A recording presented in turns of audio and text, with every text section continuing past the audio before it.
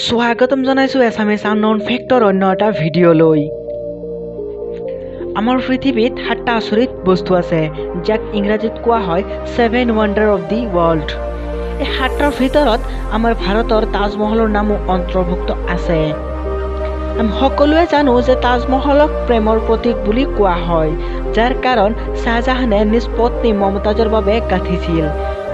বাৰু আপোনালোকলৈ এটা প্ৰশ্ন, সমগ্ৰ বিশ্বত কেইটা তাজমহল আছে?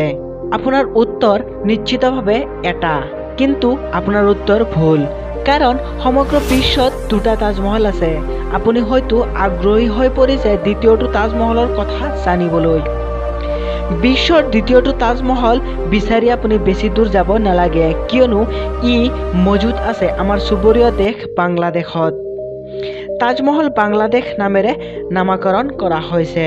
এই তাজমহল বাংলাদেশৰ ৰাজধানী ঢাকাৰ পৰা মাত্ৰ 10 মাইল দূৰত্বত থকা সোণাৰগাঁও নামৰ ঠাইত অৱস্থিত। আপুনি জানি আচৰিত হ'ব, এই তাজমহলটো ভাৰতৰ তাজমহলৰ সম্পূৰ্ণ নকল। সেয়ে ইয়াক দেখিবলৈ প্ৰায় একেই। ইয়াক গঢ় দিয়া কাম আৰম্ভ কৰা হৈছিল 2013 চনত আৰু শেষ হৈছিল 2018 চনত। তাজমহল নিৰ্মাণ কৰাৰ একমাত্ৰ কাৰণ হৈছে যে বাংলাদেশৰ বহুতো ব্যক্তিয়ে ভাৰতৰ তাজমহল চাব বিচাৰে, কিন্তু টকাৰ অভাৱত তেওঁলোকৰ সপোন কেতিয়াও বাস্তৱায়িত কৰিব নোৱাৰে। সেইবাবে বাংলাদেশতো ভাৰতৰ দৰে তাজমহল গঢ় দিয়া হৈছে, যাতে তাজমহল চোৱাৰ সপোন নিজ দেশত কম খৰচতে পূৰণ কৰিব পাৰে।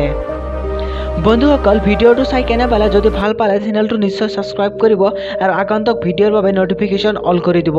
আৰু ভিডিঅ'টো চাই কেনে পালে কমেণ্ট বক্সত নিশ্চয় জনাব।